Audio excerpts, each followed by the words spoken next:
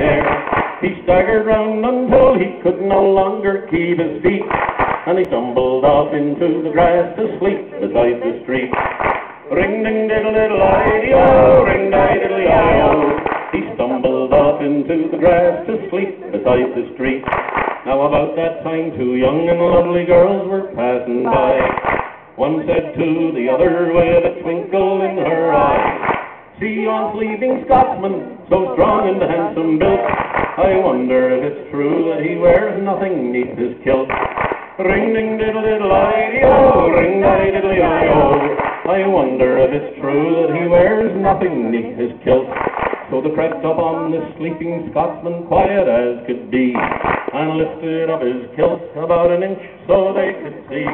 Lo and behold, where in the view beneath his Scottish skirt was nothing more than God had graced him with upon his birth. Ring-ding-diddle-diddle-I-dee-o, ring-di-diddle-I-o. Was nothing more than God had graced him with upon his birth. They marveled for a minute, then they said, "We must be gone. Let's leave him a souvenir before we travel on." As a gift they left a blue silk ribbon tied into a bow. Around the bonny star the Scotsman's kilt did lift and show. Ring-ding-diddle-diddle-I-dee-o, ring-di-diddle-I-o. Around the bonny star the Scotsman's kilt did lift and show. Now the Scotsman rose to nature's call and he headed for the trees. He lifted up his kilt, then he gawks at what he sees. And in his drunken voice he says to what's before his eyes, "Oh lad, I don't know where you've been, but I see you won first prize." Oh lad, I don't know where you've been, but I see you won first prize. Our Scottish friend, still dressed in kilt, continued down the street. He hadn't gone 10 yards or more when a girl he chanced to meet. She said, "I've heard what's under there, tell me, is it so?" He said, "Just slip your hand up, miss, if you'd really like to know." Ring-ding-diddle-diddle-I-dee-o, ring-di-diddle-I-o. He said, "Just slip your hand up, miss, if you'd really like to know." She put her hand right up his kilt, and much to her surprise, the Scotsman smiled and a very strange look came into his eyes.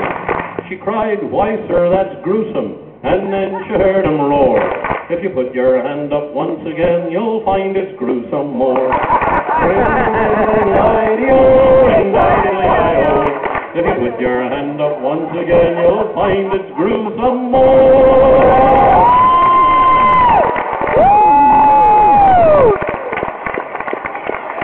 Thank you.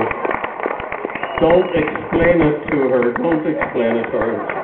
I'll get it in the car on the way home. Speaking of Scotland, a lot of you know that I take tour groups over to Ireland every year. And I've been doing it for about 20 years. We're going to take a group in the summer, a group in the fall. Next year, in July, going to take a group into Scotland. We're going to do 5 days in Scotland.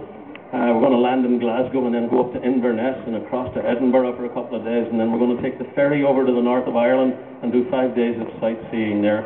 So if you'd like to join me on that, I do have flyers over at the music booth right there telling you about how to join me on the trip.